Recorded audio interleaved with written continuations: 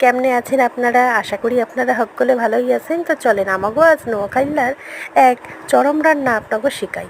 এই যে আর মাছ বা রিঠা মাছের পাতুরি, আলু দিয়ে পাতুরিটা কিন্তু রাঁধতে হবে। তবে একখান কথা আগেই কইয়া দিই, ভাত খান কিন্তু একটু বেশি রাঁধবেন, কেন এই পাতুরির লাগে পাতে পাতে ভাত উঠতে যাব কিন্তু শুধু পাতুরি দিয়াই।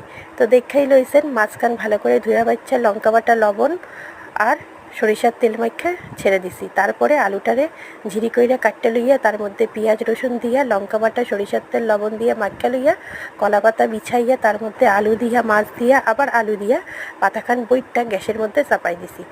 তারপরে প্রায় ঘন্টা দেড়েক লাগবো এই পাতুরি খান হইতে। ঘন্টা দেড়েক পর আমি এখন পাতুরি খান খুলতেছি।